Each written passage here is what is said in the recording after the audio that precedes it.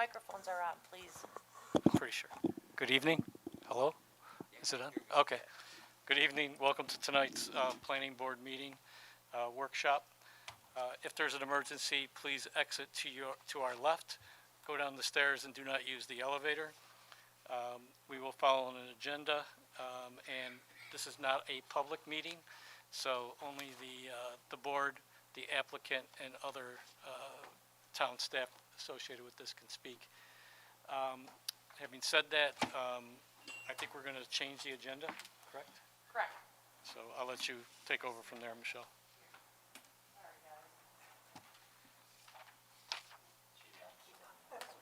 That's how she took care of it. Good way. I appreciate changing that up for me, though. No problem.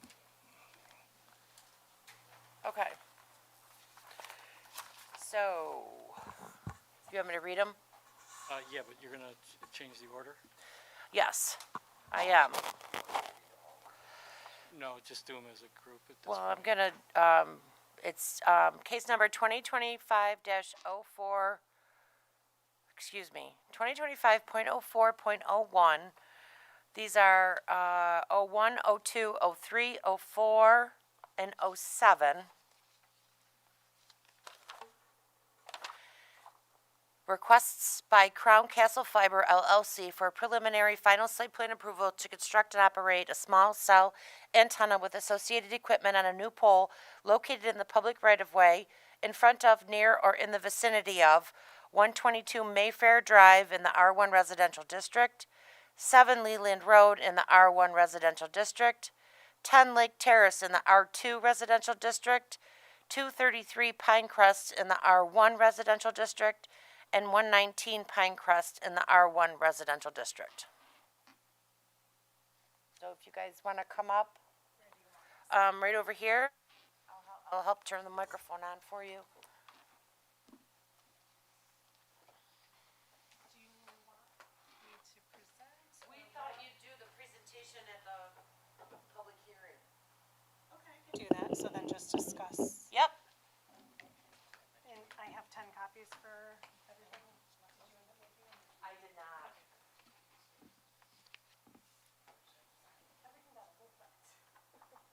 Yeah.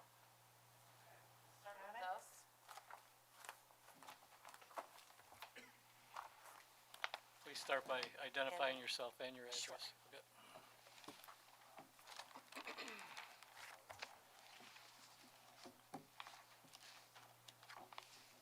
Is what you're passing out here, is that the same that you submitted on Friday afternoon, or is this new?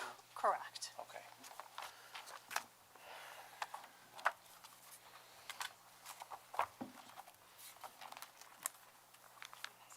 Yes, sorry.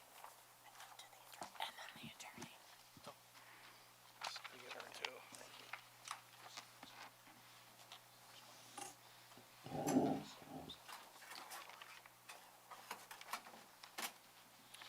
Do you want me to give you a few minutes to look through them? Or if you could want to walk us through, or Go ahead. Okay, absolutely. My name is Brandy Spezzano, and I'm here to represent Crown Castle Fiber for these pole locations. So, as you can see, we do have, I'm assuming you have the printouts from the others that were submitted a couple weeks ago, right? So, site locations, the Verizon maps. We did submit an appraisal report just for your own knowledge, as well as some RF site-specific reports. And we can go through, do you want to go through like each site, one by one? However you want to do it. Okay, we can do that. So start with 122 Mayfair Drive.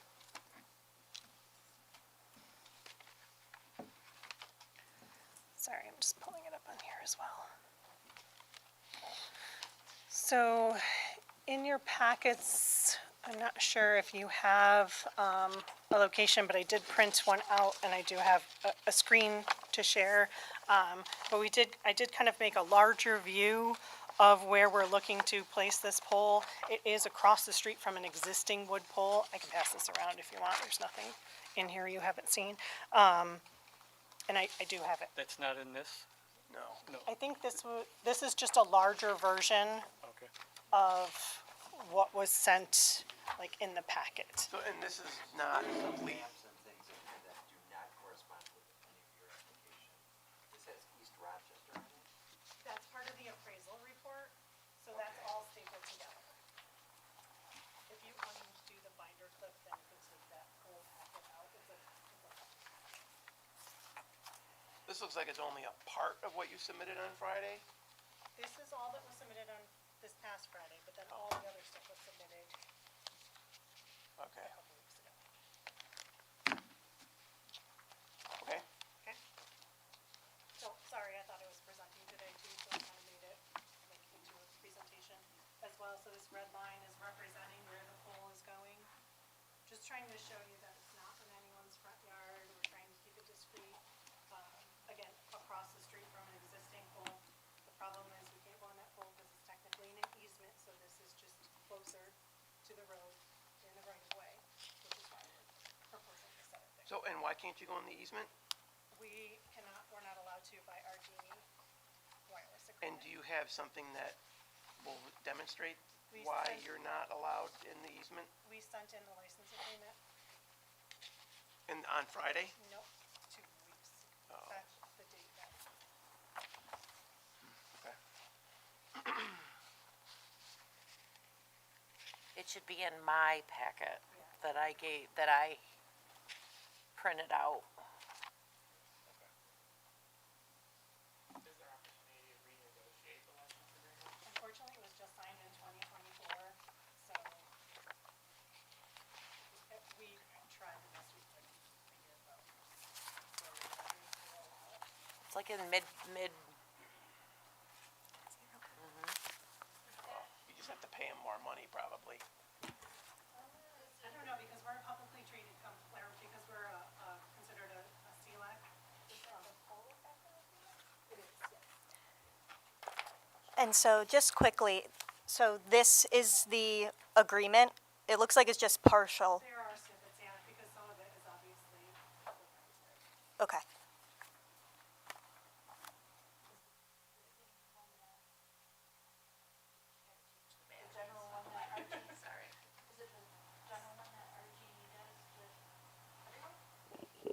Each company probably has their own with RG, but I presume that, Is it? I don't know that there are other providers.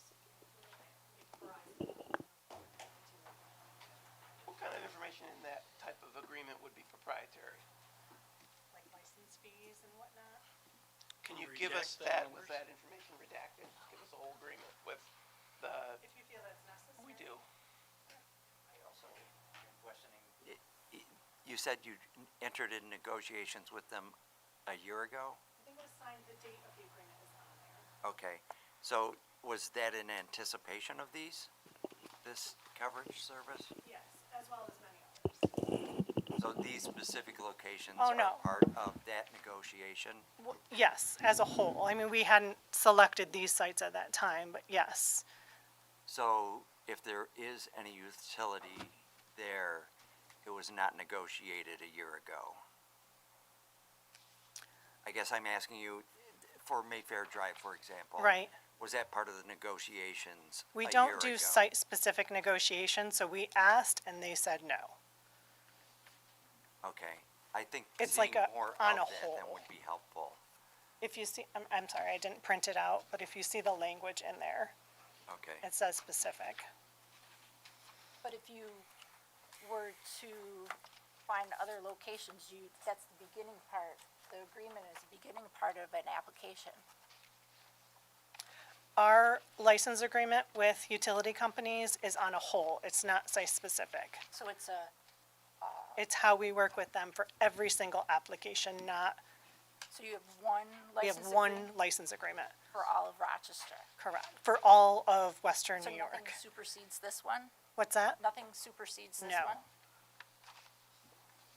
So, Have you tried to go back and renegotiate based on these particular locations, considering the situation that we're in with Arundecoit, maybe not like other towns where many of the residential streets don't have telephone poles in them. Yes, and this is, we've done this in Greece as well, the city of Rochester, we have several pole plants there as well, because there were no existing utilities. And the rest of the agreement there would say that this is just for that and there's no, I think the opening statement is on there, is it not, or no, no? you have a title page. Okay. 3 point whatever, and then the signatures and nothing in between.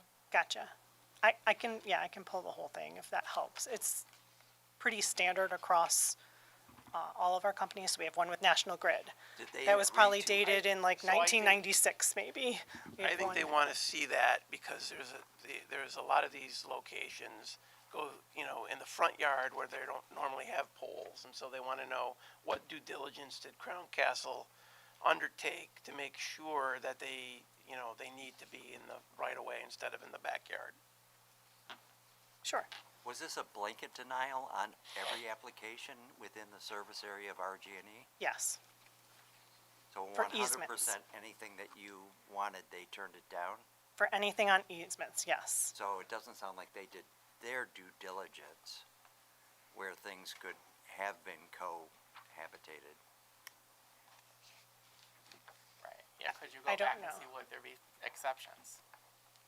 We can certainly ask.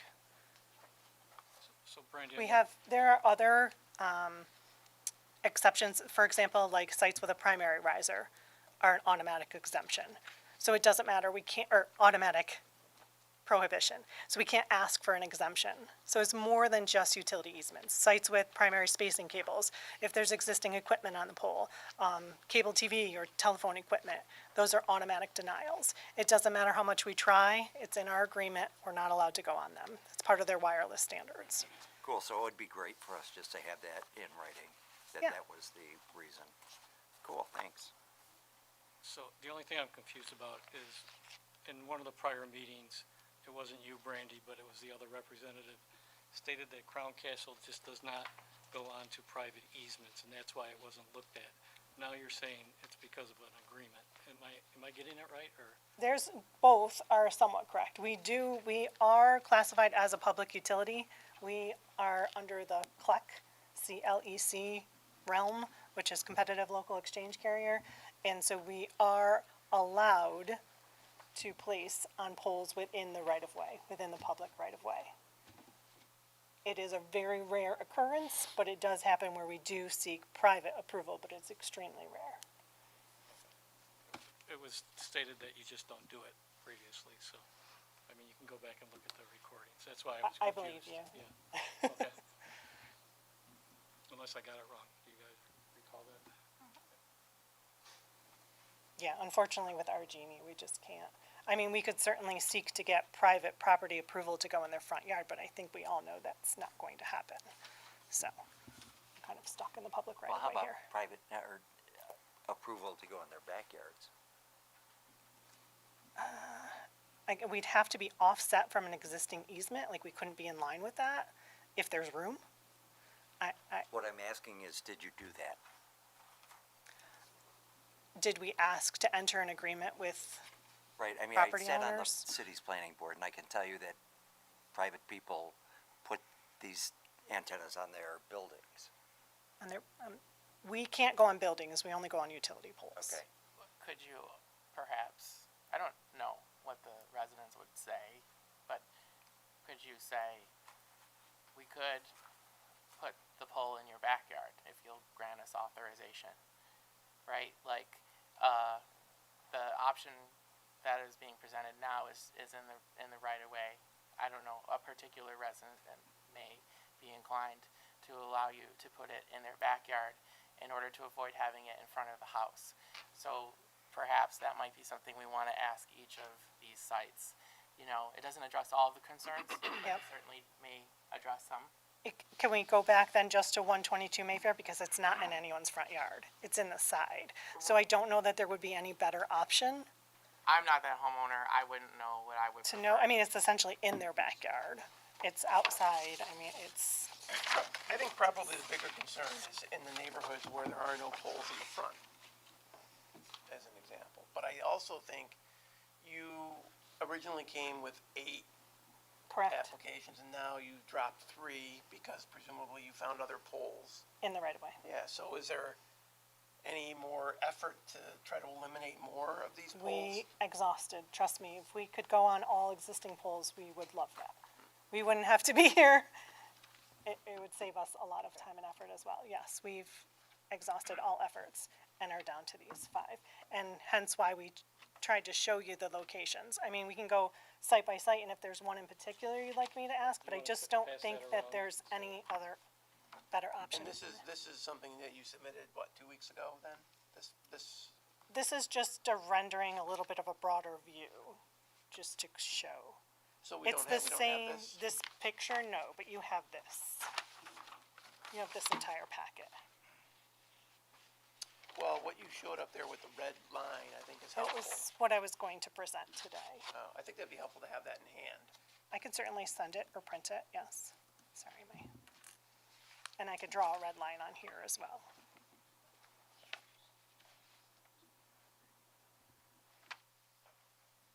Is that labeled? Brandy, is that labeled anything? This is Yeah. just my own screenshot out of Google Earth. I don't think anything was, what was sent to you was like the final CD site plan, I think maybe it was labeled. Okay, I think So I the think board, you guys have yeah, this. Oops, sorry. okay. I think I'm I've just- seen that, what the. All I did was just go looking in, for the red yeah. line. Yeah, I But just that's went like into a Google visual. Earth and then, yes, we just put this. Again, I thought we were presenting on screen, so I apologize, otherwise I would have printed this out for you. So Brandy, 122 Mayfair is the one I originally asked about last time we were here. Okay, The existing pool is in an easement. correct, Outside of that is the right of way. correct. So what's stopping Towards us the from road. putting it on the same side of the road with that pole so they mirror each other and we're not putting one across the street where there's none? I don't see why we can't do that, if I that's brought that something up you before and prefer. it was shot down immediately, so. I personally don't see why. And otherwise, directly across the street, you can see a ground, electrical box Yep, right there too. So I think digging there boring may be an issue as well with so if we, existing. right, if we put it on the other side, we'd probably have to dig across the street. Right, but But if you're okay with tell that, them we can go across the street, we can. I don't. It's a much better location.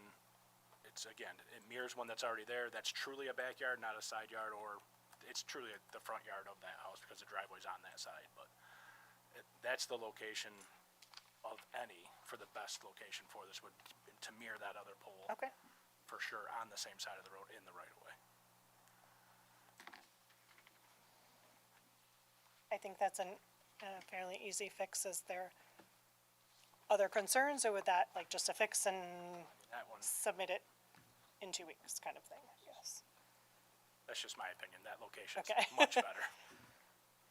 I don't know how, do you have any idea how much room there is there? I'm guessing a It's a decent. full right of way. I mean, you can see the existing pole is actually behind a fence. Behind the fence, right? So you have a good 6 to 7, 8 feet there Okay, setback. so we have plenty of room for, Plenty of room. yeah. Here? For sure.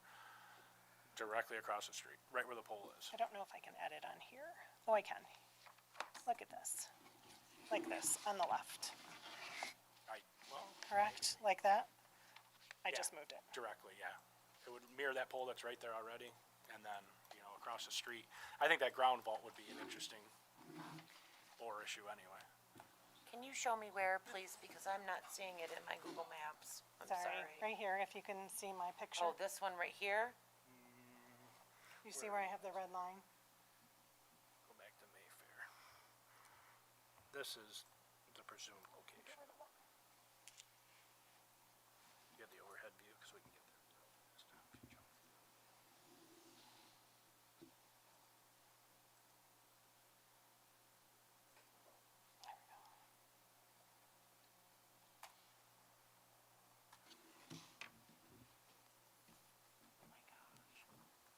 Sorry. There you go. Overhead. Yep, so it's proposed here. We're going across the street there. There's already one there. If you zoom in now to street level, you'll see it there. Oh, right.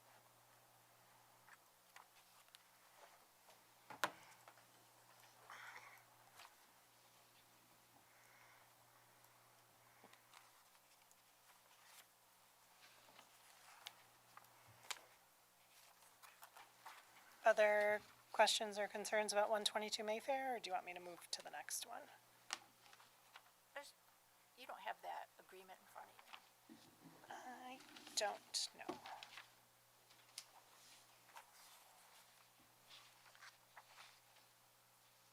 I can't get online. I'm just curious if the section in there is about government authority and easements. All right, let's look at this, 'cause If the section is There's that, a section in there Go on it. But it has of to be a government right of way. authority and easements. is that not what was snippeted out? There was a snippet, I'm just wondering if there's in the full part, there's. Oh, more to it? I don't think there is, but I'd have to send it to you afterwards. I don't know Or that I it can might get say online. something about, if there's a private easement, that the person looking for the license is responsible for paying. Yeah, I can tell you there's no language like that, but I don't have it in front of me. I've got a question about Mayfair. Okay, So I'm looking at the RF report that you Yes. gave. And then I have a question, but before I get to the question, it looks like, this diagram, that shows, it looks like Mayville Lane. I don't think this is correct, the picture. it is Mayville Lane. It's because it's the way that it's, Okay, all right. So I have a question on, so you, It's Mayville, in the corner, the corner. It's on a corner. yeah, and so the other road is Mayville, The location of the house is Mayfair. okay, The location of the pole is on Mayville, okay. is from what I'm understanding. it's very hard when we have to use like addresses Yeah, of I get it. houses that, we don't have an address for a pole, so it never works. So looking at the RF emissions compliance report, there is a diagram on page 8 of 13, and it looks like it shows, so maybe you could walk us through what this shows on this page. I actually brought my two FR engineers, RF engineers, that can speak Okay, specific to any RF questions you have, because I know that was a very hot topic. Welcome to come up. Please identify yourself. And you can just pull up a chair as well, just from over there if you want. Yeah. yeah,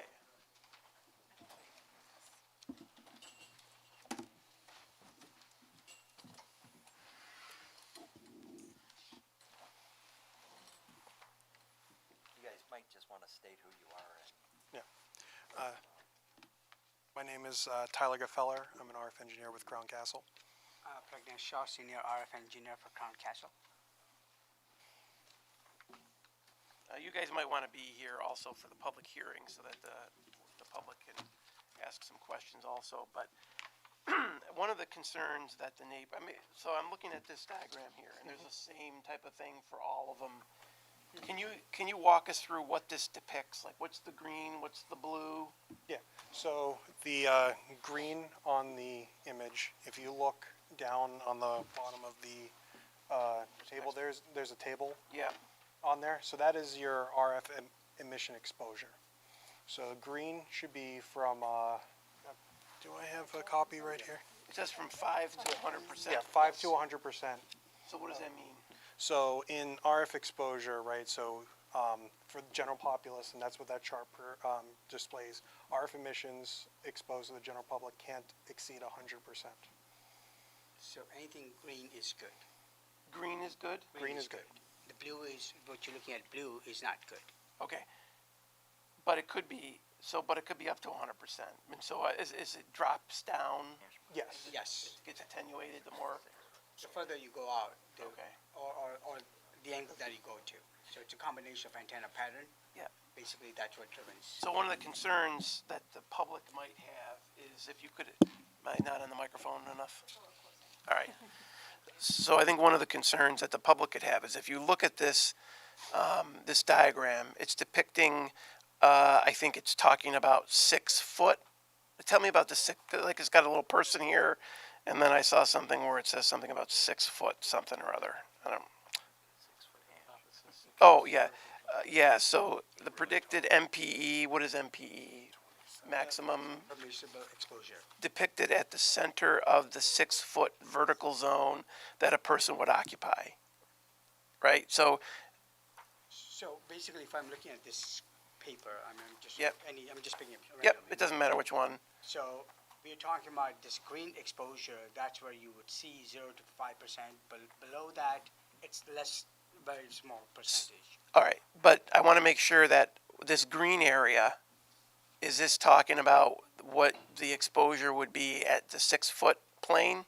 No, you're looking at 3D. If you look, Okay, if so you're this looking- is, all yeah, right, if you're looking at 3D, this is the base of a height, of a pole, and that beneath that, up to this point, this is the percentage, 100% maximum exposure, or 5%.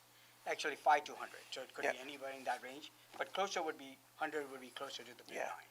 all right. So the question that the public, at the last meeting, they were concerned with the height of their second floor bedroom, for example, where Yes. their kids sleep. And, you know, so that, you're telling me that this shows that, I mean, does this continue off the page, or? If I look at this particular portion, Yep, the green is basically a good line, even though they're showing it. Mm-hmm. It's a good line. What you have to worry about is the blue line. The blue line is where 5 feet basically comes in. So you don't want to be within 5 feet of the antenna. That's what it basically boils down to. all right.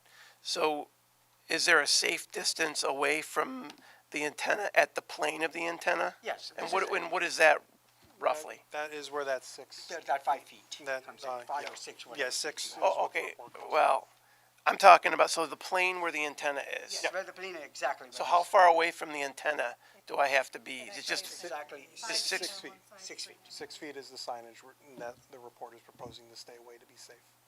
okay. All right, so this green area could come into the homes, and you don't Yes, think that's, yes. okay, It's between 100 and 105%, 100, between 5 and 100%, if you want to call it. And if And you, you'll be closer to 5% at the edge, which is very little. problem. does it accumulate, like, is it like, the more you're exposed, does that cause more of a problem, or, I don't know if I'm asking the question right. You know, the more I'm exposed, Like, is at this a- 5%, Is this like a 5-minute interval? You know, and then if you stay here for 5 years, is it? So FCC dictates that over 30 minutes of period, the exposure is measured at. It's over 30 minutes, and that's the Right. maximum percentage you should be exposed to. Right, so if you're there for 60 minutes, Yeah. then that number is higher. No, it's just still the same number essentially. The number percentage is this exposure is continuous. Whatever. Can I have them just talk into the microphone, please? Thank you. they yelled at me too, so. Sorry. Sorry, I'm sorry about Yelled at. that. So I mean, the FCC basically dictates that you should be less than 100% For 30 minutes. over longer period of time. So, but they measure You it. said 30 minutes. They measure it There. in the rate of 30 minutes. So you, So what, if I'm at 5% for the first 30 minutes, am I at 10% for the next 30 minutes? no, you're still at 5% essentially. It's over average period of time. It's just continuous average. So if I'm there for 8 hours, you know, at the edge of this green zone where it might be 5%, does that accumulate in the body? You know what I mean? Like, or is it still, I think it would be helpful if, and again, I apologize because this was on the slide that I was going to present, if maybe we could just step back and explain what the exposure is here. That this is, the radio waves is exactly the same as, it's actually less than your cell phone, your microwave. Yeah. The millimeter wave that these operate on is huge, it's actually less. Is, on that, I saw the graph that you included in the packet, and the one that you're referencing showing the strength of the wave, and yeah, and it was comparable to the items that you suggested. Is that measurement, where is that measurement taken on this? So is that, you know, they're comparable to a radio wave or something like that? You said, is that here, or is that in the green? Is that strength, does that adjust its position on the map that you present? Because like if it's similar to a radio wave down here, but is it also similar to a radio wave here? You see what I'm saying? No, I'm not following you. So there was a chart that was provided, and yeah, right, yeah, and it showed that intensity of the wave, right, was similar to, I don't know if you could share what they were in. So like 5G, 4G, Wi-Fi, Bluetooth, and light bulbs are within the safe noise. Okay. So yeah, Bluetooth items and whatever else she said, right? Sort of like I apparently like sort of innocuous things, right? But is it similar to those other? Is it similar to a Bluetooth device here? What about here? Is it still similar to a Bluetooth device in Yes, the green? I mean, basically, you're talking about same frequency band. So when you take that spice, you're basically taking a slice of that. So you're basically getting from radio wave to gamma rays or X-rays. That's what basically this one is Yep. showing, essentially. So you're taking a snap in this particular case for the band that we're operating at, for the cellular band. So it would be somewhere in cellular band region. That's what you're basically looking at. But it doesn't matter where the individual is standing, what color he or she is in. So if he's in the white area, the green area, or the blue area, those waves are still similar to a Bluetooth device? So Bluetooth is at roughly 2.5 gigahertz essentially. Cellular band, the way it operates is anywhere between 700 to 28 gig of or 39 actually. There's even higher, but right now let's say 39 is millimeter wave, and that's the rate that you'd be looking at. The radiation is when FCC measures it, it measures basically RF energy at different frequency. That's what they basically measure, and it radiates, so it exposes out uniformly. I don't know if I'm explaining that correctly or not. I'm trying to keep So- up. I'm so- listening carefully. Yeah, so basically it's like a sphere, 3D Yeah. sphere, Uh-huh. and you have energy coming in from center of the core, and you're expanding it out essentially. Right, okay. As you go further and further out, the power degrades. Sure. And that depends upon now you also have an antenna. Yeah. It has a different patterns. Okay. So you could have sorry.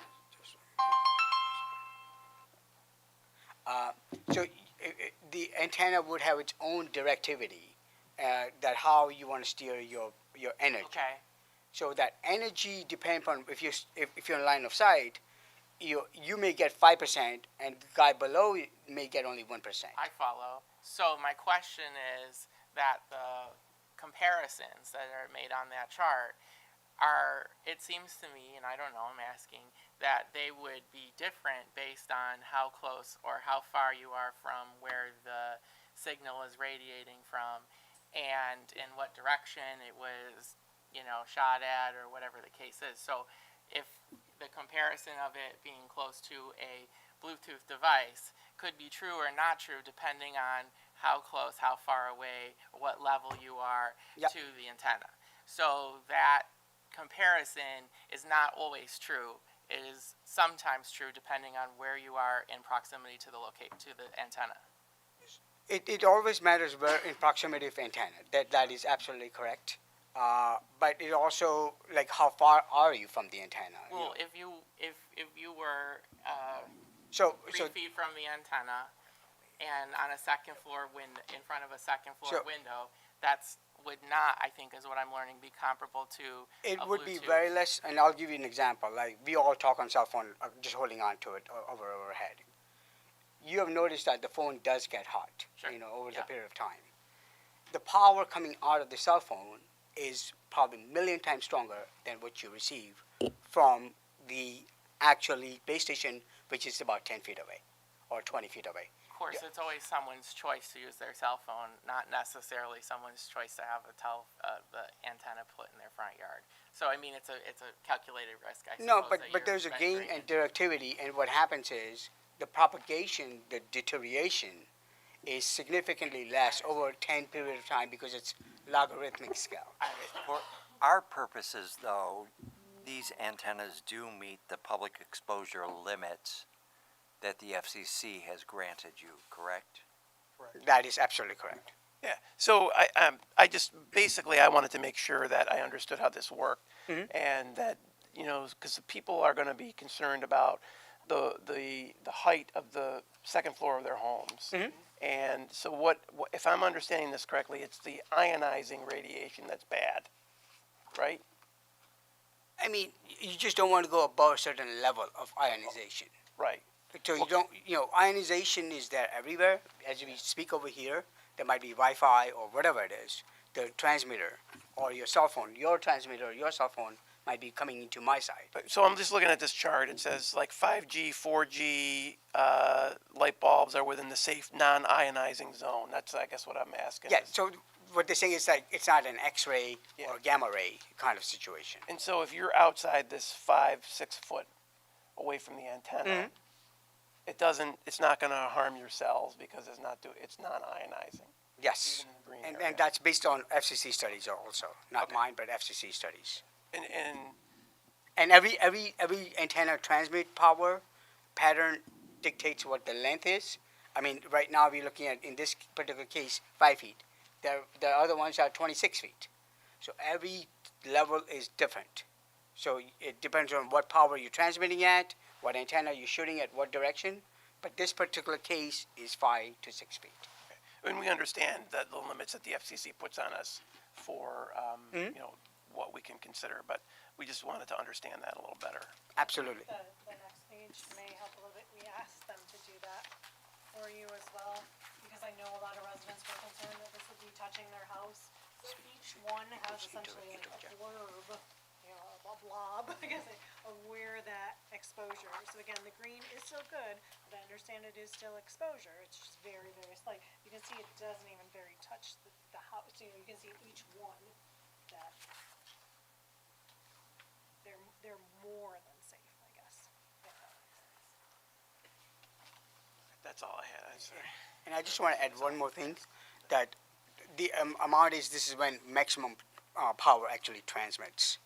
That most of the cases is substantially less when nobody's talking or when it's not 100% transmitting. Like if you're not using your data, then that value goes substantially lower too. Okay.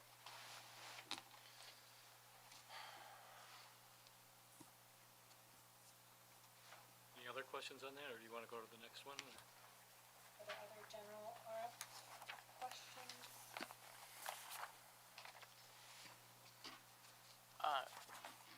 This map that you provided, what does the green and the purple?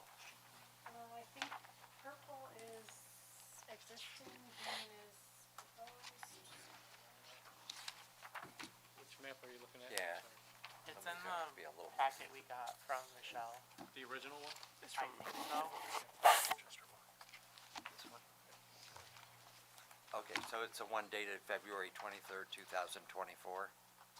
This one, Brad? They all look the same. This one's thicker though. It was one that we got from the town. It's that one. Yeah. Unfortunately, it looks like all the others. And I'm sorry, I can't see the key. I think there's a key on it. It says, the green says SSRS RP level DL CBM something 105. Yeah, that's a signal level. You do, yes. yeah. So, what does it mean that if it's green versus if it's blue? Pretty sure, I'm sorry, I don't have it in front of me. So I'm pretty sure the green are the proposed, the coverage gaps. And the purple are existing sites. Yes. yes, that is correct. It's on the right side. It says. So it says on the right side, the dots are like existing side, proposed, and all the different level on the right side. I There's think a part couple of Yeah. these maps. I think there's So I'm different not sure which one. locations. Oh, I think you asked to see the coverage gaps, so these are showing the coverage gaps.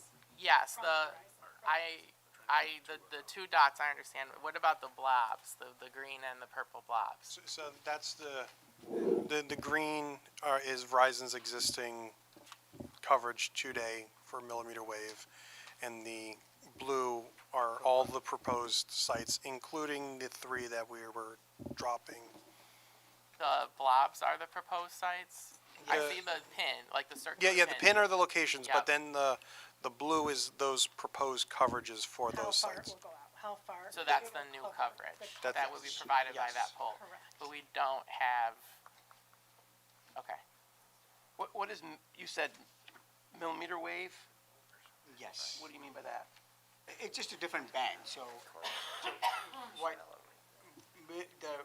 each carrier, and Tyler, interrupt you if I'm saying anything wrong. Each band has a penetration and a capacity. So basically, millimeter wave is just another band that the carrier used. They use 700 bands, 1900 PCS, AWS, and then 2.5 for like T-Mobile C-band.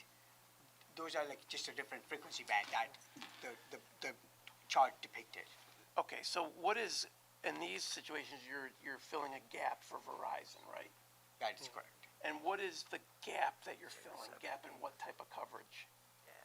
So in this case, we're working with Verizon to provide them coverage on the millimeter wave band for that frequency band. And what, so I guess the question is this for, like, what do they use the millimeter band for? It's to provide cell service. It's more for like high-speed data throughput for Verizon, right? So on different bands, they have all different like roles, right? So in like 700, that's mainly for like coverage and just base phone calls. But if you only had a 700 network, you could cover a large area with very small sites, but no one would be able to look on a web page. Do they have, so in each of these locations, do they have like the 700 coverage already kind of covered? Yes. So as like, technology, you hear the buzzwords like, 3G, 4G, 5G, right? So that's all evolutions of cellular technology. And as the FCC opens up new frequency bands to allow for more capacity for the cellular networks. So with 5G, one of the bands that was introduced in 5G was the millimeter wave band. Okay, so is it fair to say that what we're not trying to increase, like, they're not dropping cell calls, they're only dropping, they can't do the websites, is that what we're trying to fill? Yeah, in these cases, this band is to increase the data capacity throughput for But the they're not network. dropping calls, like if they're just They calling. may. We don't know for sure. I mean, they can. And certain information Verizon is not going to share for public purposes because they don't want to share the information for the public portion. This map that we're looking at, basically, is that Verizon only, or does that include other carriers? It is just Verizon. Okay, so there might be T-Mobile around here or Correct. anybody else. You said that the green blobs, not the circular points, show where there is existing service, right? Correct. Well, I mean, why, that doesn't, you can get service practically anywhere. So why are only some areas green? So this is for Verizon's millimeter wave coverage. So sometimes when you, like, if you look at certain phones, you may see like ultra wideband on your phone, and all the carriers label what they call their high capacity. So this map Yeah. is showing us the ultra wideband coverage. Yes, exactly, yes. And it's showing us where there is existing ultra wideband coverage. Yes. And where there's proposed additional ultra wideband coverage. It's not necessarily a representation of where you would receive or not receive ordinary cell phone service. Exactly, yeah. It supplements it and can augment it. Right, So in we don't- addition We don't to- know if the coverage is also poor. So it may be like you might be behind the trees and you may not get a coverage. Sure. So it may augment it. I shouldn't say Yeah, but this is, the purpose is really to fill in the high capacity. combination, the combination. Well, what do you mean combination? Like it, So, when I have like a big, like 700 or whatever it is, it covers bigger area. But now I'm putting millimeter wave, it will help take away the traffic from 700 on the other side. And also, you could be behind in certain areas, where behind the trees or whatever it is, and if you put certain different bands, will help you have better coverage, but better you experience. don't know, I mean, you're here for the high capacity though, right? I mean, that's, because you don't have any, Verizon didn't give you any information to say, hey, we're dropping phone calls, right? They didn't give us any details on what But- their current network quality is. But as to elaborate on what Pragnesh was saying is, all of these different bands, they work together, right? So millimeter wave is to enhance the rest of the network. So if you're able to do your data transfer on millimeter wave, that frees up space on other bands on Verizon's network to reach outwards, right? So, you know, some areas cover smaller, some cover larger, but if a user's in, say, at one of our sites in the proposed today, they may not be using the macro, and someone further out in another area that's not serviced by a small cell would be able to get So quality everyone service. benefits from additional Yes. ultra-wideband Absolutely. with the addition of the poles. Yes, That's and, the whole point, yes. and those benefits are looked at differently in different locations on how It's hard to tell. it's hard to, you know, give exact details, but essentially the term is usually like offloading users, so you offload users from a crowded network to improve everyone's experience on an old network and also give the users that got offloaded a better service. And it does help phone batteries too, Yeah. doesn't it? Absolutely. It does help, as you said, it helps phone batteries also, so less radiation coming from your phone to your head. Yeah. Well, and to elaborate on that is, right, so whenever you're using a phone, right, you have to communicate to your signal source. So if we're, you know, trying to communicate to a tower a couple miles away, it takes a lot more energy from your phone to reach there than if something was a lot closer in the right-of-way space there. So your phone doesn't have to work as hard to communicate back to the tower. Right, so it can do this now, but with the additional poles, it will just improve service. Yeah. Improve service, improve battery life, as well as help you also, because there's less radiation coming out of it.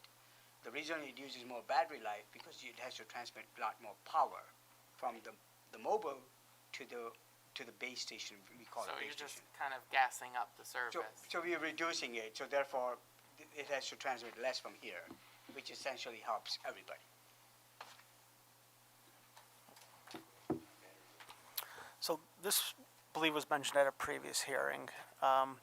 What's the approximate radius of coverage for each of these sites? You know, I get it, they're case by case, but low end to high end, you know, are we talking a couple hundred feet, give or take? For these sites we're deploying, yes, it's around a couple hundred feet, dependent on, you know, height and the surrounding terrain, which all varies, you know, if there's elevation or building structures or tree cover and stuff. So like, we talking 200 feet, or is it more 500, 600? 500 to 600 feet is like on the high end for millimeter wave. But even if you look at one of the charts, right, there's the Sea Breeze location, right? That's like on a macro tower, which is a lot higher. You can see that coverage goes a lot further distance. So, you know, we're kind of going in order, but I'm going to pull this one out. So 10 Lake Terrace, let me just pull that up on Street View here.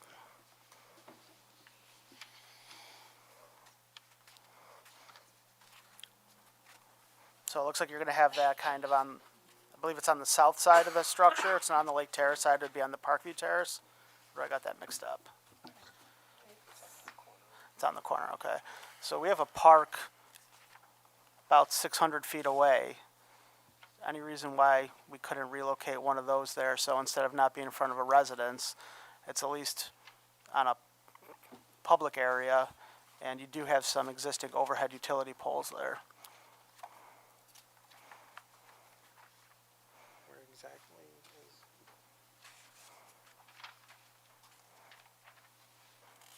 And it looks like, you know, you have some overhead lines there too that are in the right of way, you know, between light poles.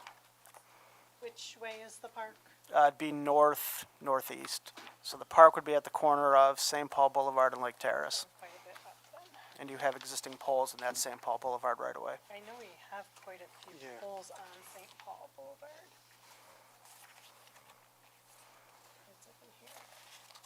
I think this, So I think their coverage request was, I would have to look at the cluster map, because there may be a site nearby that would be already fulfilling a need in that area, right? Cluster map.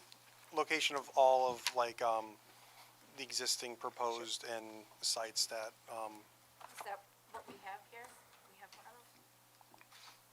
Should be one of these sites, I'm just not Yeah, yeah, it's this one, so it would be a north, so. I'd have, sure if one of the maps goes up. yeah, I mean, just to answer the other part of the question is that we work, I mean, the carrier works with us to let us know where the capacity and the coverage is needed also. So it's a combination, like we can move to other location, but it also has to justify carrier's need.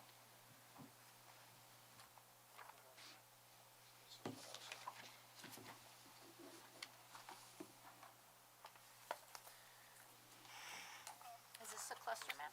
yes, that's exactly what I was looking for, yes. So, I'd have to see exactly, like the location where we're proposing it in relation to, the 6 and 50 that are marked on that map. The red on the cluster map means there's already, Active, yes. this, it looked like Leland there's already a red dot there. I'm not, Which one, sorry? I'm not. Is Those it? are- It's the most southwest, Leland. Okay. See, sorry. let's see. Terrible. that could have- Which one are they? Would be How close is that to the park?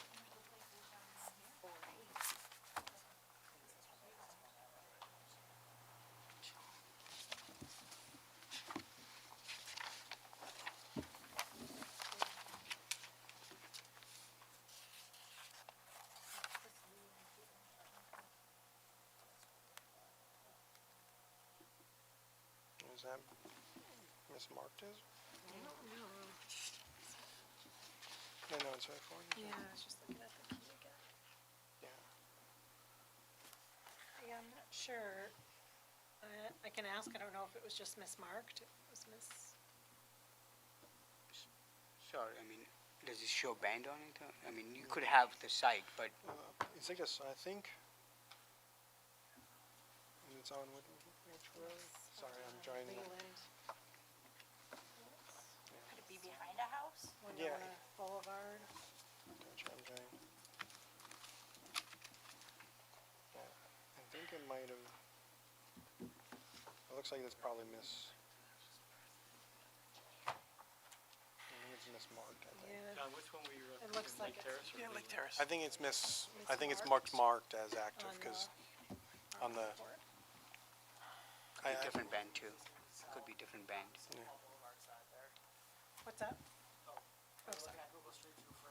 Next to Spezio Park, there's an existing cell on one of the existing poles there. I knew we had the Yeah. red dot there. But, It could be at the band too. but further south though, on Pattonwood, there's school district property, where I think it used to be a school that they're converting to something now. But if it's 600 feet in any direction, that would be south of the Lake Terrace one. That could be a possible option. Just throwing it out there.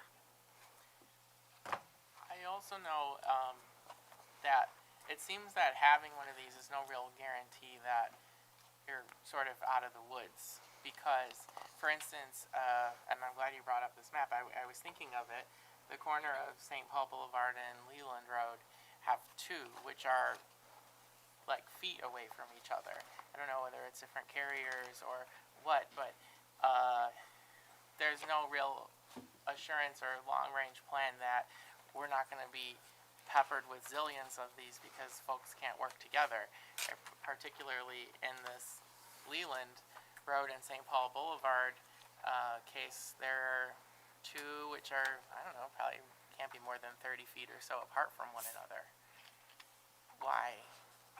I mean, you could have in different directional. I mean, I don't know which one you're looking at. One could be like right next to each other, and one could be pointing This in this way, direction, and and one the other could one be could be pointed pointing in that that way. way. And it could be on the same location too. So, you know, this, one goes up on Leland, it doesn't really necessarily mean that we're good for another I don't know, 50, 100 feet, you could come in tomorrow and ask for another one in the same vicinity because there's not enough, you can't access the internet on your phone, correct? I mean, Verizon could Yeah. Yeah. typically ask for more coverage or want to plant additional poles or essentially, plant additional cell service anywhere essentially. Can I ask another question? Of course I can, because I'm here, but, any of the existing poles, can they be upgraded with your new technology instead of a pole, a new pole being done? I think all of these. Everything, so it's not the single can anymore? They all have the triple antennas? Is that what you're representing to me? So in this case, right, the Miller is using those triple antennas. The other frequency bands we mentioned are usually deployed in that CAN format that you mentioned. So that's different frequency bands. It's dependent, they could be on the same structure depending on rules that we're allowed to deploy in spaces, whether it's RG&E or our So the national. fundamental function of Yeah. these things, is it different with the single can than the triple antenna? Yes. What's that difference? So, It's similar to like a 4G versus a 5G, right? Because we have had customers where we put like 5G service up and they say, we need 4G here. That's what we're lacking, or. So they're able to there's- complete calls better with the 5G? it's how the radios are manufactured and the technology and how to use the particular frequency bands. Some in the traditional, 4G sense, like I'm sorry for bumping the mic. The canister antennas, right, are deployed with a radio, and there's usually a coaxial cable that connects radios to the antenna. With these millimeter wave units, the antennas are integrated into the radios, and that's why there's an array and they're mounted in such a way. But there's nothing that would prohibit other than build requirements, restrictions to prevent having a canister and an array at the same location. It would just be on what you're allowed to build at that particular site. So if what Brad has brought to our attention, there's 2 poles already on Leland. Mhm.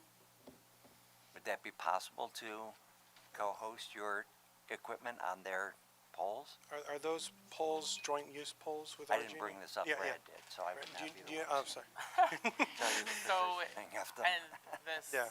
is, so in my experience with those 2 poles, it's near the intersection of, I think it's LeGrand and St. Paul, so it's a block Okay. down.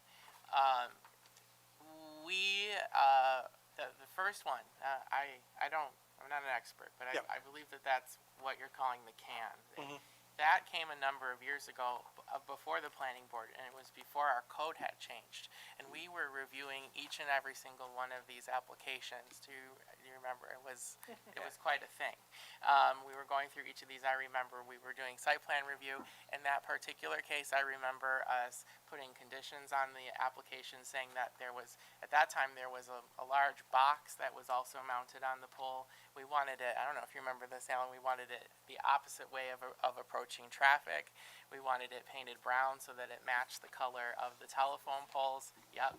And then we even talked about the color of the can that was going to be on the top. I remember a discussion about cloudy day gray or something like that it was colored. Now, the code then changed, and then we no longer reviewed these applications. And since that time, another one of these things popped up on a subsequent pole down the street, and I imagine, I'm guessing here, that it was an existing pole, and therefore it did not come before the planning board for review. And so I think that's an example of the technology changing over time, right? So you have these 2. It seems like this other one is like the 3 what we're talking about tonight. So I'm wondering if there's been an opportunity to inventory all of the existing poles in place, and is there an opportunity to upgrade existing small cell antennas, and just using those rather than installing the new just jumping right to a new one rather than upgrading the old and then not having to put in another pole. And if you guys have already done that, you can just prove to us that you've already examined that, that would be helpful information. Because even in that case, it would have been ideal, I suppose, to retire one and then install another rather than having two. It's like you had a tube TV and now you have a flat screen, and we just kept both instead of getting rid of the tube TV to have the flat screen. To my knowledge, I don't believe those canister units are ours, right? I don't think so. I know this one is ours, because we just recently upgraded it. So that's the site that Oh, was is- first is- built in 2012. Okay. This is the Is one we it- just is this in the upgraded like Breachwood? last week. So if you upgraded recently some of these, would the coverage have changed? This maps that coverage as well. Like, this includes everything, because that was part of our signed deal with Verizon, was to upgrade some existing. We would prefer to upgrade existing, because honestly, Crown makes more money off of that, if you want to be truthful, right? Like, then we don't have to license another pole, which we have to pay licensing fees for, and all of that. We wouldn't have to do that. So if we could maintain the coverage or get the coverage through just upgrading, we absolutely would. And although the capacity can reach that much, where they want the densification is pretty narrow. Like, their site selection is fairly narrow. Like, I think we usually target range like 100 meters or something like that, so it's very I used to work for like on Verizon side, Metro PC, and I used to do all this stuff. So whenever we had to add a site, it's costly. So we used to do heavy evaluation before we actually invest the money into it. So it's not beneficial to add a site. The only time we add a site, if there is really need for it, either capacity or the coverage, or somebody complains. Sure. So from that perspective, when the carriers do decide to put it in, there's a reason for it, that they do see it. They just don't want to invest hundreds of $1,000s on each of the nodes. I guess that's the question that we still have, right? Yes. To demonstrate the need, right? And they do see in their network where it is. And so I'm sure they do, Yes. but I don't know if we. So none of the carriers are going to share that information. It's Well- public knowledge, whatever it is, and they don't want to send it to their competitor. We didn't do it from Metro PCS side. I used to work for Lucent Technology back then. I used to get data from different carriers. They did not want to share each other's data. But that's something, I think, that's part of the burden of proof to get these additional polls. Because the poles going in people's front yards is changing the character of the neighborhood. Agreed, but on the other side of the carrier, it's just they don't want to spend that money if they don't need to. That's, I don't, I mean, it's not a cheap, portion. We come over here, that expense is fairly high. It's an expensive proposition. They don't, not only. I believe you, but that, whether or not it's an expensive proposition isn't it isn't part of the consideration. Is there a gap in coverage? So are you saying that the maps that were provided aren't enough? Is that what?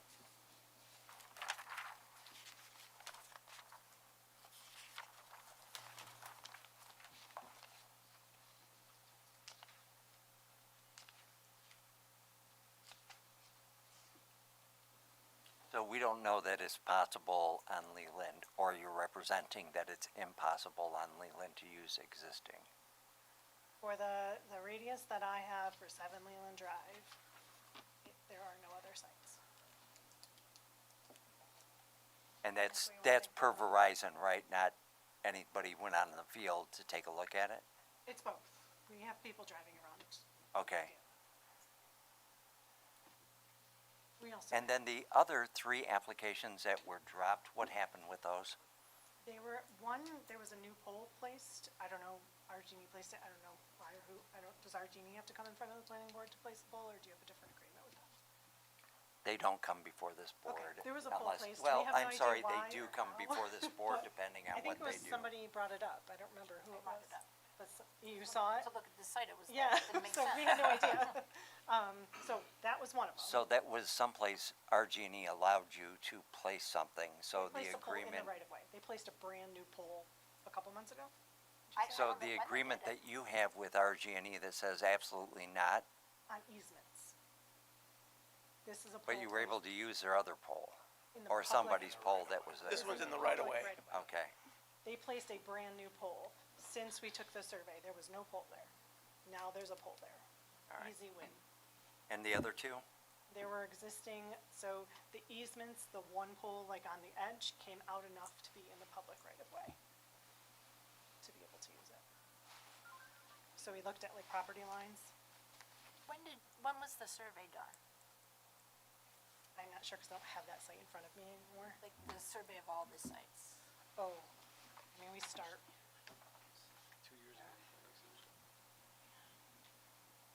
First revision might have it. Yeah, I mean, 2024, it looks like for some of these. I mean, I'm sure we started even before that, but at least a year ago.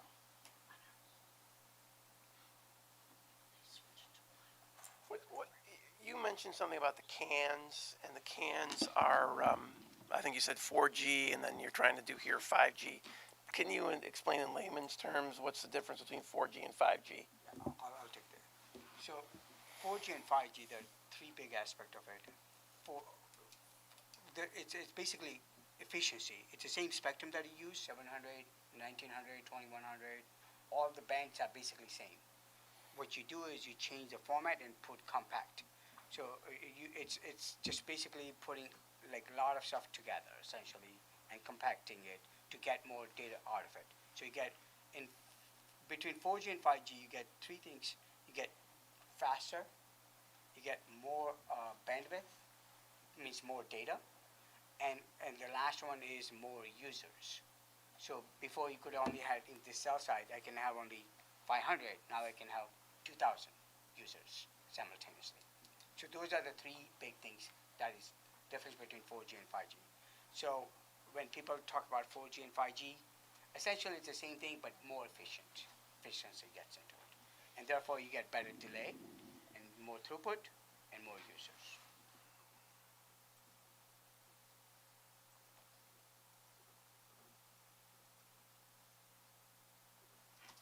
Thank you. So we looked at 3 sites so far. I was gonna Does say, any- did we get to 3? I feel like, I know we got 122 Mayfair. We're gonna propose to put that on the same side. We talked So- about Lake Terrace. 7 Leland, I also don't show that in somebody's front yard either.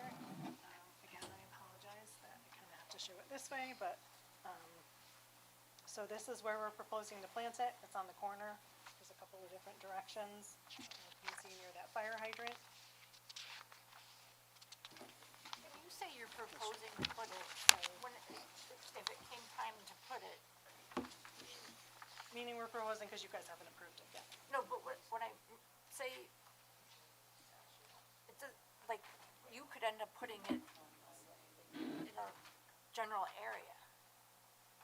I mean, I suppose, but we have like Latin long on the plans. We try to be pretty specific. I mean, obviously, we have to do 411 and whatnot to make sure that there wasn't any underground facilities there, but, I believe all of that has actually already been done, just because these sites are been around for a while. But it would be a very slight change.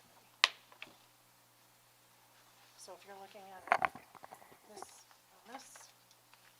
it's on, I gotta point to it first and then flip it around. So, this corner right here. Sorry, I should have drawn a line on this. So, kind of by that tree, So it's already been said that trees impact these antennas. trees can, but as you can, like, That location has trees on all 3 sides of that corner. our, Very tall trees. there, There is no good location on that corner. All of those trees are easily at your 40-foot height, except for that one that's Well, depicted in that. these Yeah, trees, 30 foot. I mean, there's trees everywhere. We can get around and have flat, that's why these aren't towers. There's trees everywhere. These are Like the enormous. site from 2012 that's been around for, 13 years now. there's trees all around that. Again, I know there were some people that thought that it has environmental impact negatively on trees. It does not. Well, no. These are affected by trees. Minimally, the RF is. Yeah, it's like This is not extensive tree coverage in our world, I guess. That's, that doesn't look as bad as I've seen, but in your, to answer your question, yes, trees and do affect, the RF, coverage, Connectivity. propagation, right? Just as, you know, windows and buildings and any solid structure will.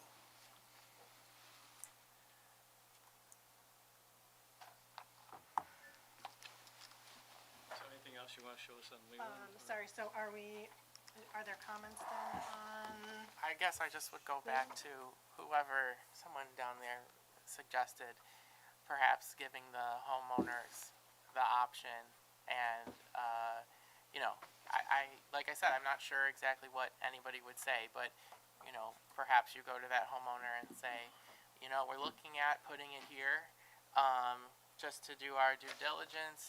Are you open to granting us an easement to put it in the backyard? And, you know, if it's on the table, it's on the table. If it's not, it's not. But, you know, I would imagine if I were that homeowner and you approached me and you were basically like, it's going to go in your front yard, we could maybe do it in your backyard, depending on how you could get the placement. I might be more amenable to putting it in my backyard as long as the placement wasn't like in the middle of my backyard. There's already one there. Right. So, and I think that goes for all of these. Like, I think that it would be good to do the homework, approach each of the homeowners and say, there may be an option to not put it in front or on the side. If you'll grant us an easement, we can work together and we can put it in such and such location in your backyard. I'm not opposed to that. I guess the only thing would be timing. So like, they would have essentially 2 weeks to give us approval or not, right? But it would have been at the beginning. Would have been something that would have been. We operate in the public right of way. The other problem that you face is when something breaks and somebody needs to go into their, backyard to fix it, and the owner is not there, what do you do? I completely Well, if you had an understand, easement. but, you know, Oh. we're supposed to be trying to look out for the community character, and right now, that's where all of our for the most part, it's where all of our telephone poles are. And so, you know, it's the same thing that the electric company, the internet company, the phone company, they all face those challenges and are able to overcome them. I know when they brought fiber through the neighborhoods in the past 10 years, there was a lot of those companies had to reach out to homeowners in order to grant easements to run the lines through there.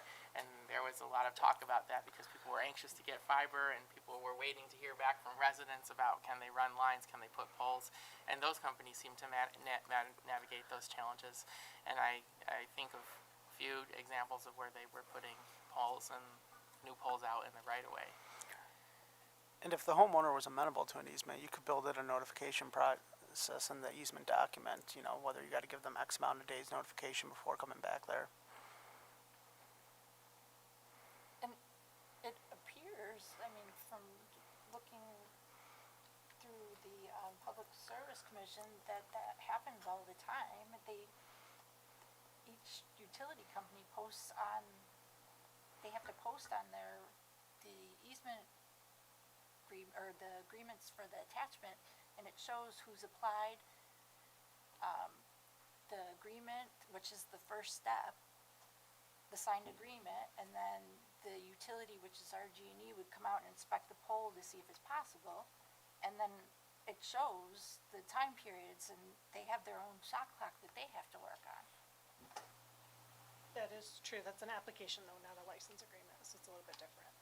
So I think what you're saying. We do also apply to RG&E to go on their polls, and that they do have their own timeline for that, yes. But that's separate from the actual blanket agreement. We're allowed to go on easements for fiber. Our fiber agreement allows us to go on easements on RG&E polls. Would this have been a possibility where this could have been applied for this? No, because our wireless agreement prohibits it. But you could seek an easement with the homeowner to place a new pole in the rear. We can attempt. You can try, right, that's all, right, I mean, that's making sure that, that's part of our job, is to make sure everybody has exhausted every option before. Would we have to then we'd have to drive our trucks through their yard though to get to it? Or would we have to get? You'd have an to figure easement that out from- with the homeowner, I think. Well, you're right, and none of us know how you repair or do anything with your equipment. I mean, that wouldn't be up to us. We're just trying to find a better location, I think. at No, this I understand. I just want to make sure, so if, let's say, this house right here gives me the agreement, I'm gonna go in their backyard, but I have to get through 4 other houses to get to it. But you've represented to us that you guys have done all your due diligence and these are the best places, right? Right, the premise was that you first checked to see if you could put them on existing poles, and the only reason that you wouldn't put them on the existing poles was because the access agreement disallowed that, not because it was a maintenance issue. So if the access agreement would allow you to put them in the back poles, we wouldn't be here tonight, and you would probably just put them on the backyard poles. Yes, no, I'm not, Okay. I'm not concerned about the maintenance. Okay, I mean, I am, but that's not what I'm speaking of. What I'm saying is, so, to install it, to maintain it, whatever. They're yelling at Oh, me. sorry, Make I'm me sorry. upset. If I get an easement from this homeowner right here, Yep. in order to get to that pole, I have to drive through 4 other backyards, right? 4 other, Well, to that get to that pole. It just sounds weird, Do I I gotta be need, honest with you. how, I would probably drive up through their driveway, Driveway. grab a ladder and go into their backyard, and that's We- probably what you're gonna do. we use bucket trucks, not ladders. There's no way we can install with a ladder. It would have to be a bucket truck.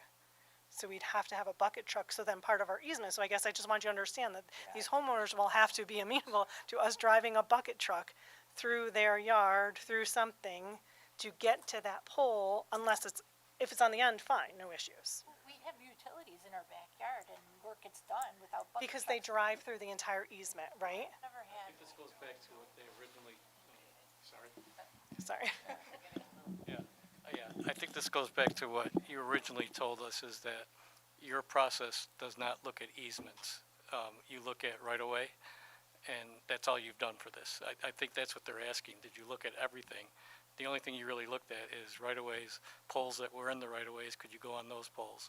You didn't look at anything else. That's all they're asking. right, thank you, thank you, Bernie. yes. Yeah. that's Okay, right. I think that's answered. I don't think we should, that's what I thought. Are you Yeah, yeah. requiring me to now look at easements? I guess that's where I'm confused. They got their answer, I think. Okay, So now, never mind. what else do you want to show us in particular? Okay, 'Cause you brought so- a lot of, I'd yes. like to get those documents. Thank you. Yeah, Yes. after the meeting. Are there concerns then with the placement on 7 Leland? Because I just want to make sure we have To be honest placement with you, correct. It's hard for me to answer that question without seeing those drawings that you have up front and close. So it's best if you could just do a general at this point. Okay, Tell us to take a look at it, which, time Okay. is of essence here. But is there something you want to point out? We can take notes okay. when we look at it. So I think I pointed out 7 Leland, right? So we're good on that? Anything specific on Leland? You said it was on a corner? Correct, it's on a Okay. corner. Yep. I know you're concerned about the tree, but if we can show coverage with the tree, again, it's not. So going forward, Obtrusive. The next one on the list then is 10 Lake Terrace, right? Lake Terrace, which we already discussed. The 2 for Pinecrest Drive. So 233 Pinecrest Drive, again, show you on the corner, near a stop sign, not in anyone's front yard. There's like a large side yard over here, so, right here, right?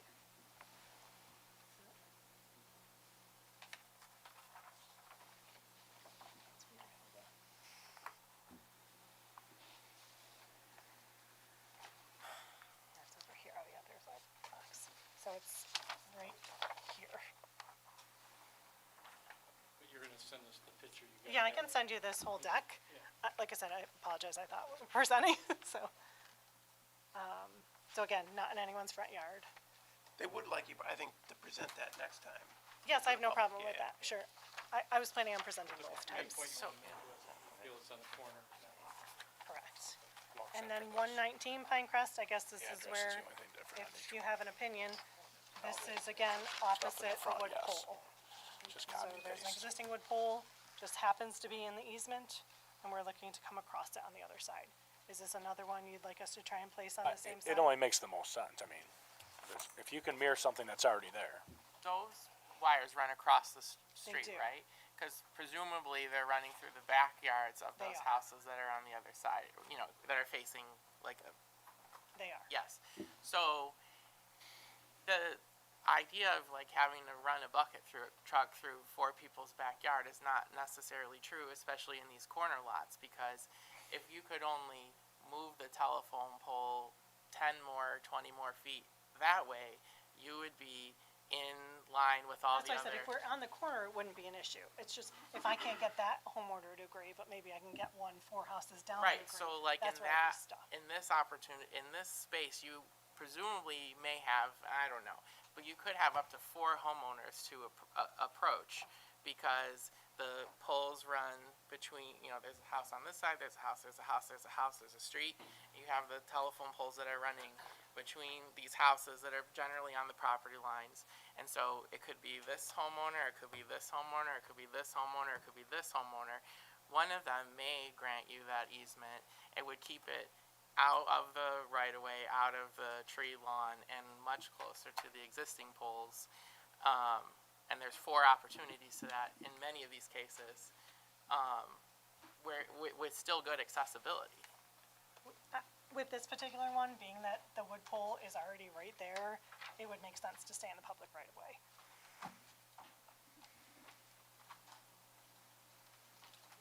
Because I got a general question. Out of all these 5 that you just reviewed, are they all wood poles now, or are some of these? There are some metal still. Okay, which ones are the metal and which ones are? I think Pinecrest is wood, or sorry, 119 Pinecrest is wood, 233 Pinecrest is metal, and these are all, I thought, from your proposal from the last workshop. Is that not the case? No.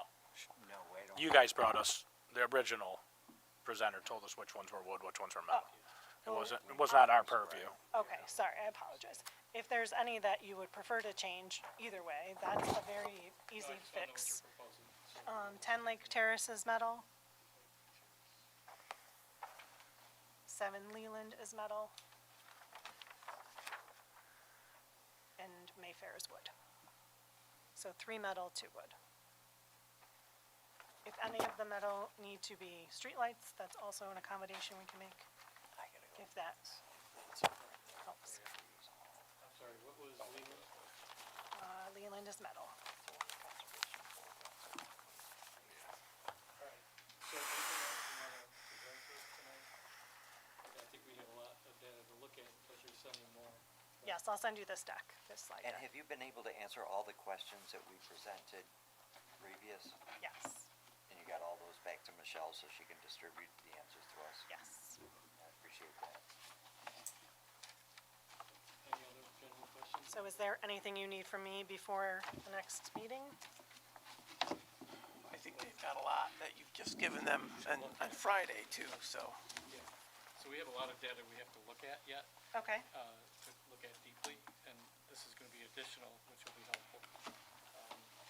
yeah, the information we provided on Friday wasn't required information, it was just extra information in hopes of explaining things better. I just don't want you to think we're submitting things late beyond the deadline, that was just extra information we thought would be helpful to residents. As well as yours. There was a list of things that we asked for. You That can- was all submitted to Michelle 2 weeks ago. That was in this. Okay, Those were the required documents. all right. Any other questions? So can I just be, I'm sorry, can we be clear what is needed for me? Or do you want to get back to me? Well, Michelle can get back to me with what's required. I can send you an email of what, the notes I've took. If you've provided all the information that they asked for and everything that's in our code, then they should have everything that they need. as long as it's all there. And then do you need, can we make arrangements so that they can present this at the next meeting? on the Correct. board- On the board? We will, yes. IT, they'll work with IT to get it, so you can do Yeah. that. Yeah, it'll be IT. Sorry. And you will send me. a full agreement?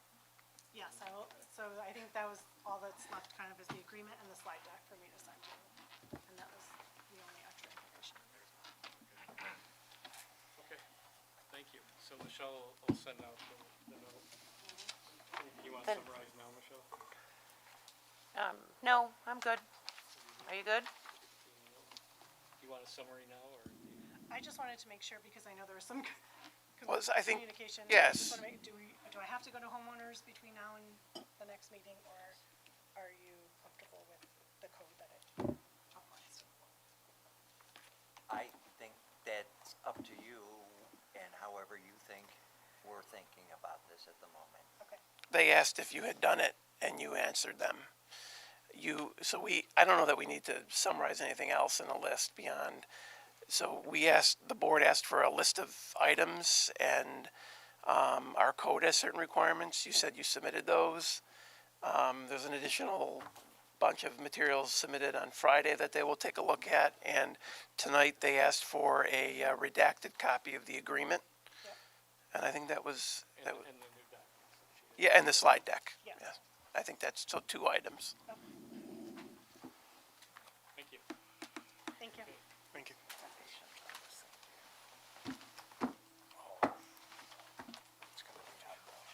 Okay, so next case is case number PB 2025.06.01, request by Robert Scheider for a steep slope environmental protection overlay district approval to construct a 162 square foot deck and rear yard within a steep slope area on premises 260 Point Pleasant Road in the R2 residential district.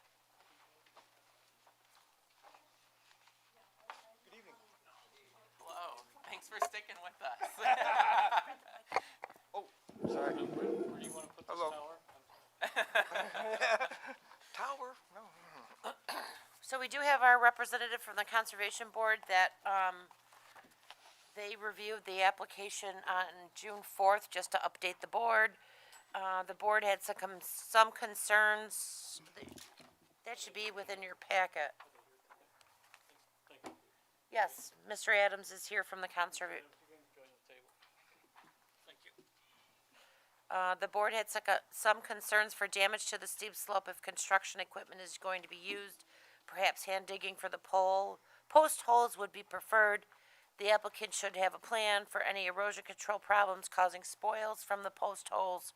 And the applicant should consider using piers that extend above ground with metal fixtures to receive the 4x4 posts to prevent rotting of the posts due to ground contact. This was emailed to him, and he said that their request seems reasonable. Mr. Scheider, am I saying that correctly? Well, Chitter. Oh, Sorry. okay. Why don't you introduce yourself with your addresses? Oh, me? Yeah. Bob Chitterer, or Robert Chitterer, Address? of the property, or One of your addresses. 260 Point Pleasant? Gary Adams, 135 Glenmont. Oh, you didn't have to give your address, sorry. Oh. Conservation. Yeah, Gary's from the Conservation Board. Okay, go ahead, Michelle. So, he seemed to be in agreement with what the Conservation Board recommended. Absolutely. I don't know if the board has any other, Why don't you just give us Questions? a high-level overview of what you're doing? I mean, we've read it, so. Okay, well, the back of the house, there's, the back of the house, then there's like a little jaunt, they had like a porches there, and then just wanna put a deck between, well, fill the square, if we might have it, you know, on the rear of the house. No stairs, you won't really see it. For aesthetics, we're putting it in that place, you really can't see it from the road, and, it won't change the character of the house at all from the street. It'd be barely noticeable. Looks like the ideal spot for it. You see it on one of it. I don't know if you have my drawings or just the one here. Yeah.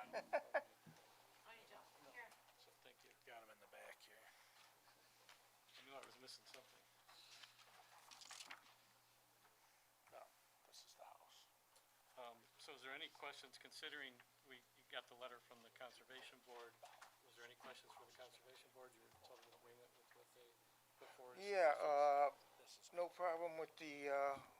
let's see, the piers. Yep. No problem with the piers. Hand digging, we're gonna hand dig it anyways. The spoils, there's about 8 foot from where I'm putting the piers to where actually the embankment drops off. So there's no danger of anything going over the embankment. Okay. And we'll take that and we'll use it on the property. Okay. We got plenty of places, it doesn't, Yep. Would you have any more questions for him? No, I'm good. He's good. Anybody have any questions? I just want to know how much room there is from, or what the drop is from the back of your house where you walk out now to the end of this deck. Is it like 10 feet down? What are we talking about? the height of the deck, The height of the deck off of the slope. the land, what's that elevation? the I height, see that you're digging down 42 inches. 42 inches, yes, that's about halfway. I'm walking out of the back of your house. How is far? Oh, is that okay, so down? that's about halfway in the basement, so that's maybe 5 foot? 5 to 6 feet. Yeah. Okay, thank you. I have no other questions. I think as long as he's cool with what the conservation board has recommended, then Do you have to cut any trees? That's it? Take any trees down or anything? Take any trees down No. back there? No. Now, you may want to talk to your neighbors if you haven't, because that'll be the only real questions that come along. Are your About- neighbors aware of what you're doing, is what he's asking?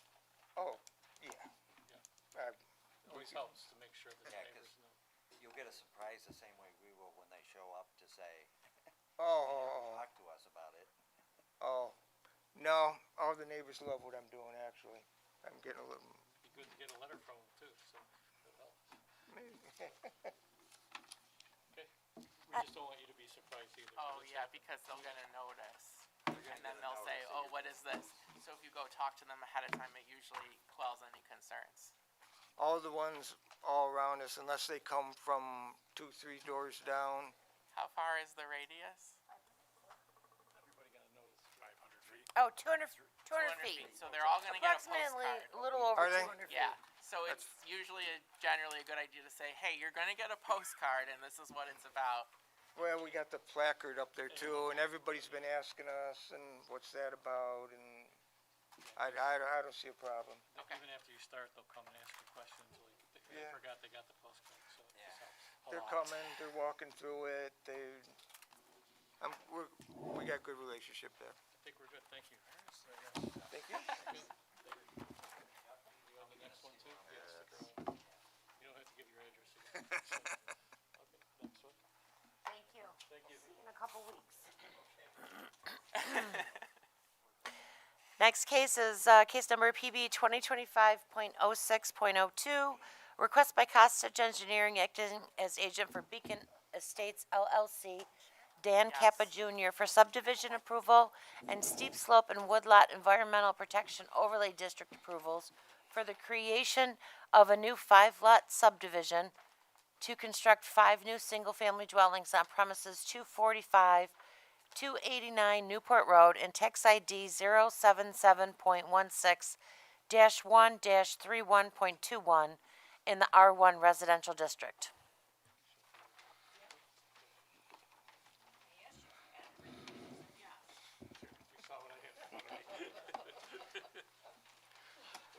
Good evening, my name is Ray Ramondi. I'm project manager at Costage Engineering, here representing the Beacon Estates LLC.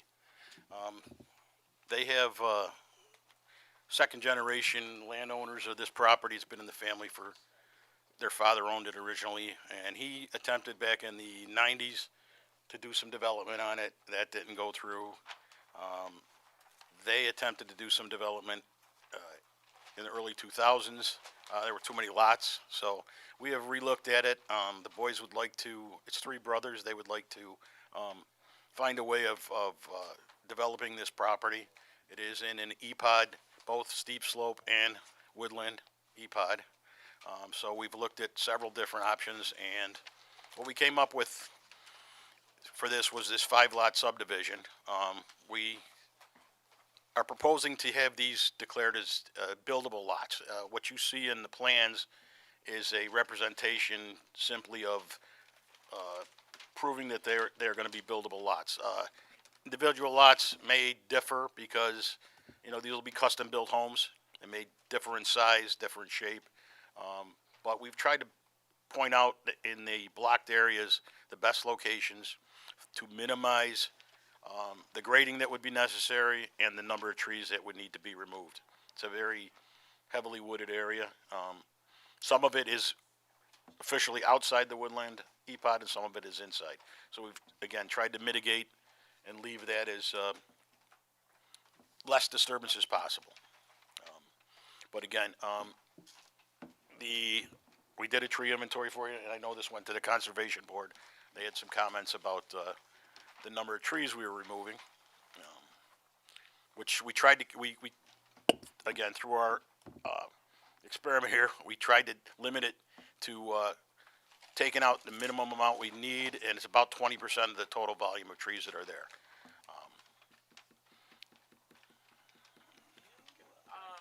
Can I just ask a quick? Yeah, sorry. This is the part of Newport that overlooks the higher. It's above the, down, go to the old Newport Inn, down the bottom of the hill, that's all being developed by someone else. Right. This is above it, between there and the development, that's existing. So before we get too far in, so Mr. Ramondi, have you spoken to the neighbors, in particular the ones directly attached to this? Have not, no. Do they even know?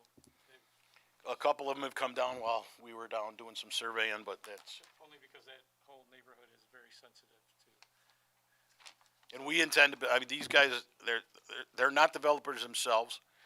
They have two potential plans. Either they're gonna find a builder that would like to build custom homes and sell him the lot, or they were gonna sell it individual lots to individual people who would like to build homes, and they're looking at $750,000 to $1 million areas. So it's not gonna be, you know, anything for the neighbors to be concerned of.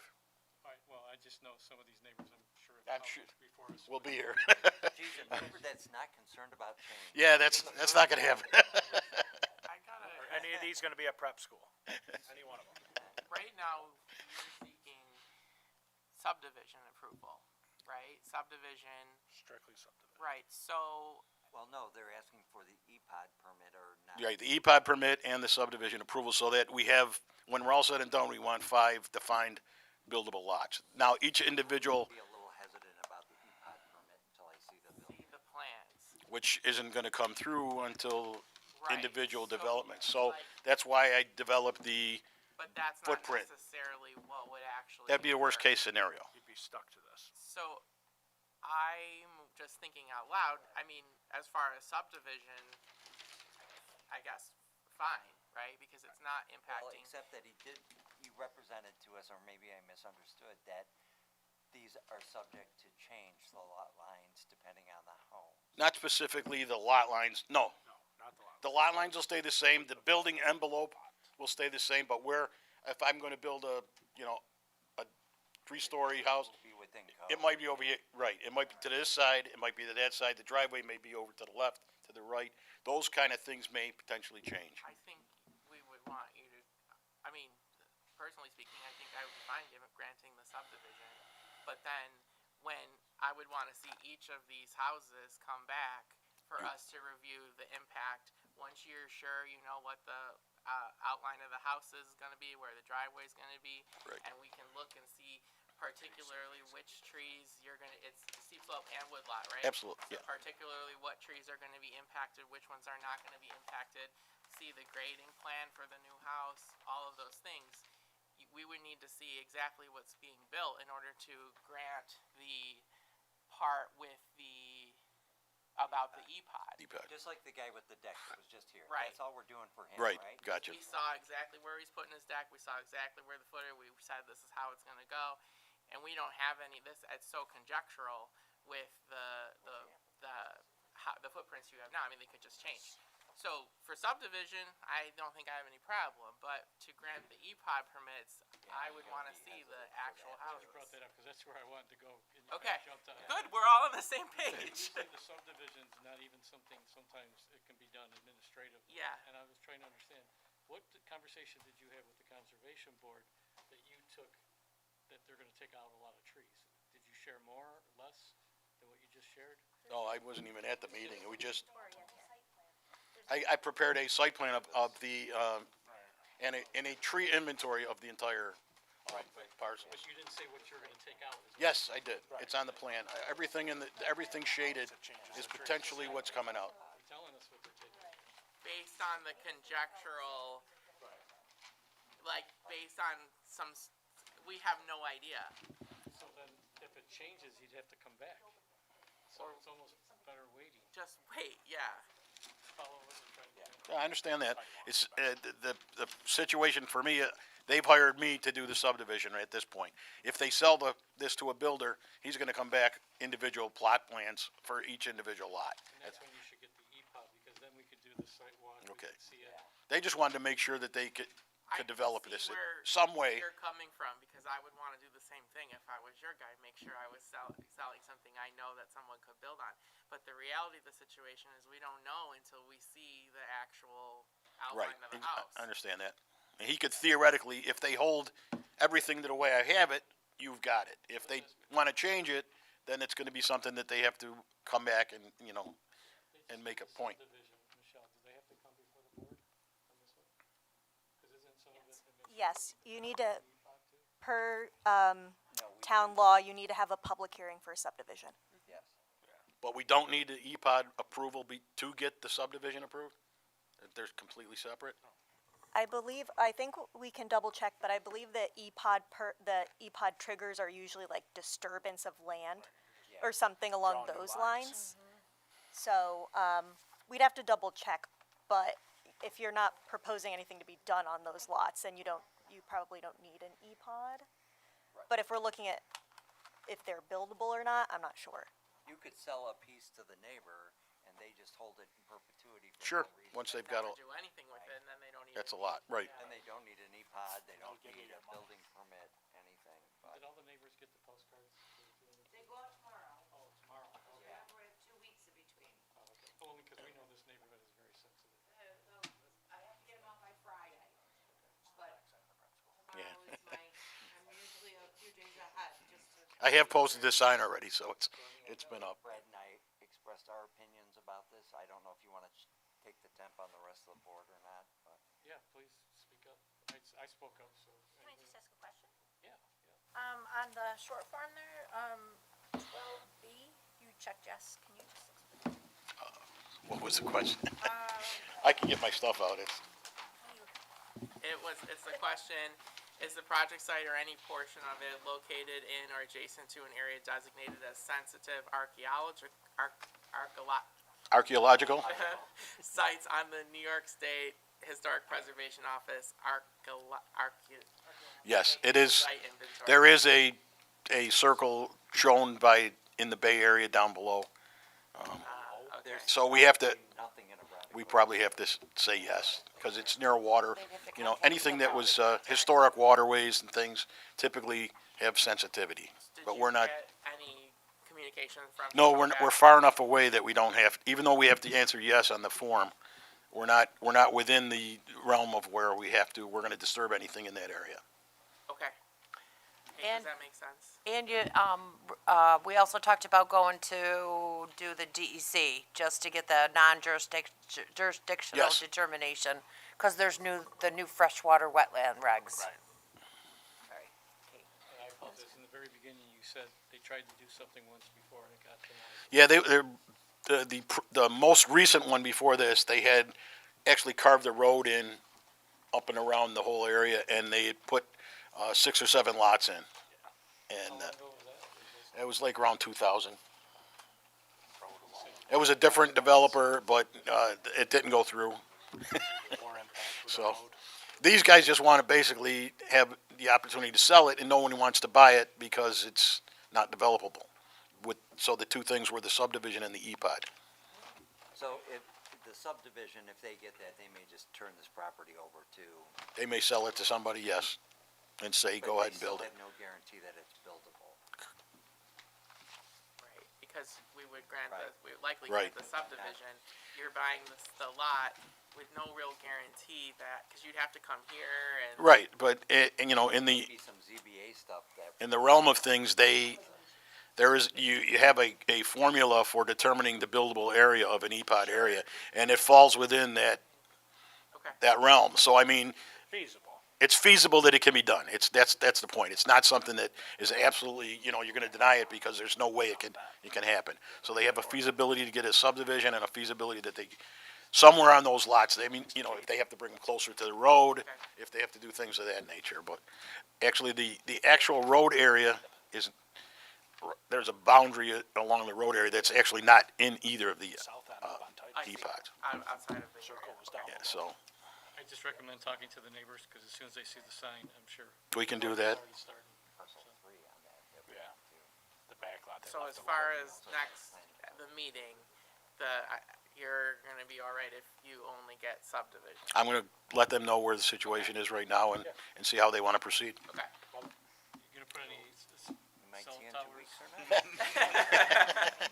Only in the backyard. I don't know, the backyard's So, Do you, sorry, I got, do you still want, So- the Conservation Board recommended a site walk. Now, again, the only thing I was gonna say about the site walk is, without knowing exactly where, you can look at it where we can mark it out now, but it's not potentially.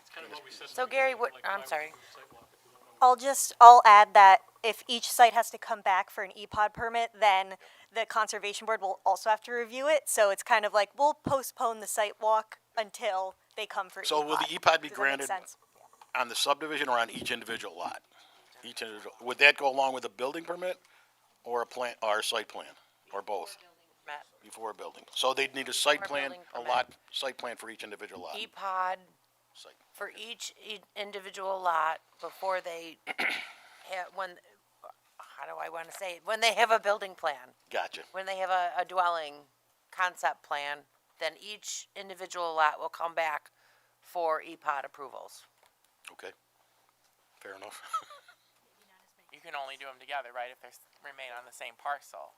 Correct. So that could impact the way you wanna proceed, I suppose, because if you didn't sell them, if you didn't subdivide and didn't sell them as individual lot and instead do some type of grouping, I don't know. You see what I'm saying? $10 million house. I don't know, I'm just throwing stuff out there. Yeah, like I said, I'll take it back to, my clients and see what they wanna do. Decide to do townhouses over there, which would combine some of the lots, so they could. I'll probably reduce your footprint too. Yeah, but I think they were looking for a much larger return on their investment. It's an area where, you got a phenomenal view and you got But it hasn't been developed yet. real nice areas, For some right? reason. You got real nice areas, like the neighbors above them have nice homes and it's a nice neighborhood and, to add to it. So that's kind of what their philosophy is. Any other questions? All right, thank you. Thank you. You got any, I'm sorry, do you? No, I'm good. Nope, Okay. you good? Save the best for last, right? Do we have any other business? You have a good one.